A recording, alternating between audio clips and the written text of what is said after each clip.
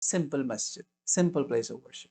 Not the fancy with decorations with gold and all of that. I don't need all of that. Brothers, remember this story. Let me finish the second one also, and then we'll come back. وكانت امرأة ترضع ابنا لها من بني إسرائيل فمر بها رجل راكب ذو شارة فقالت اللهم اجعل ابني مثله فترك ثديها وأقبل على الراكب فقال اللهم لا تجعلني مثله. A mom, another story in children of Israel, Bani Israel, the nation of Yaqub alayhi salam, 12 sons. From 12 sons, they became a nation, Bani Israel, children of Israel. That's why today they want to name the country as Israel. Israel is not a bad name. The problem is that they're actually using a very good name and they're doing dhulm, oppression, apartheid. So don't confuse it with today's Israel. We're talking about children of Israel, and the nation of prophets. A lot of prophets of Allah came. So this woman was nursing her baby, and she was probably on a place of altitude. She sees somebody passing by. It's like, you're sitting in your balcony or something, and she says, a rakib, a rider passes by, a man of great charisma, great personality. People must have known him as a very good person or something. She said, Allah, make my child like this man. He stops nursing. While he's being nursed, he was being fed. He stops nursing and he talks about the rakib and tells mom, and actually speaks up. The baby speaks up in the cradle. Says, Allahumma la taj'alni mithla. Allah, don't let me be like this man.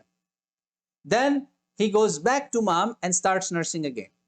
Imagine a baby is being nursed, and all of a sudden baby stops and says, Mom, no, Allah, don't make me be like this man. Then he goes back, and Prophet ﷺ was so fascinated by this moment, because you see, hadith is a wahi, revelation from Allah. Prophet ﷺ must have been shown like the scene of a movie, like a live vision. Prophet ﷺ said, Abu Huraira says, كأني أنظر للنبي صلى الله عليه وسلم يمص إصبعه. Prophet ﷺ literally pointed out that he goes back to mom and starts nursing again. Abu Huraira says, Wallahi, as if I can see the Prophet doing it right now. This is how explicit Prophet ﷺ was, that this is happening while the baby is in the cradle. It's not a grown-up baby. It's not a big baby. It's not a baby who usually talks. Then a slave woman passes by, and she says, Oh Allah. A slave woman passes by.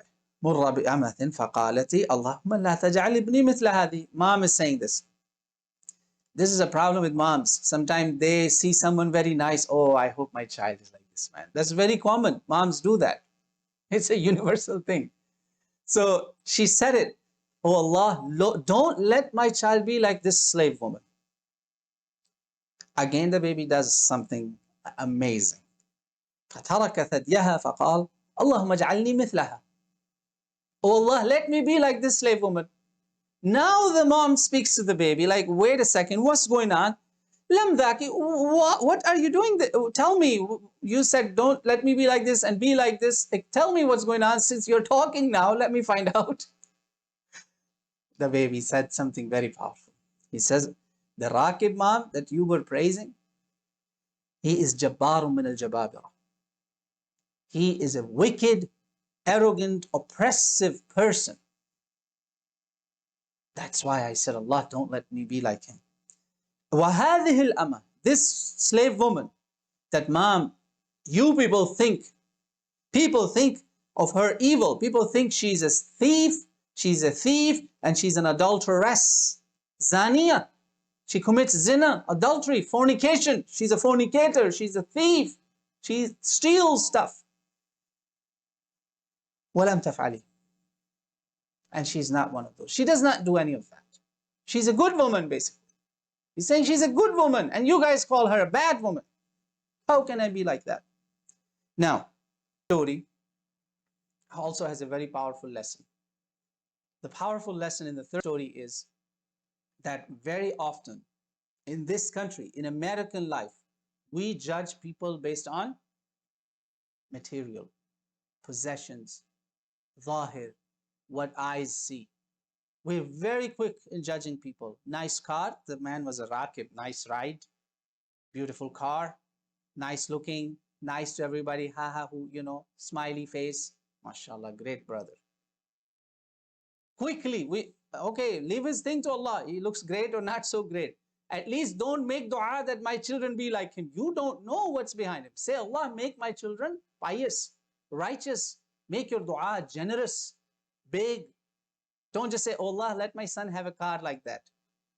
What if he got that car from haram money? Think about that. So be generous in your dua and don't judge people based on what you see. From the looks, the slave woman was poor and accused by everybody, hated by everybody. Yet in the eyes of Allah, she was a believer. She was a good woman. She was a good person. And he said, Allah, make me like her. So if you have to be extremely cautious in what you wish for and who you want to imitate. Often brand names, brand clothes, nice phones, nice car, nice homes. This is what we worth people with. We judge people based on possessions, not based on their pure, good Islamic moral character. May Allah give you and I tawfiq to judge ourselves and guide ourselves also, not based on materials, but on the basis of real piety, taqwa, righteousness, and make us among salihin.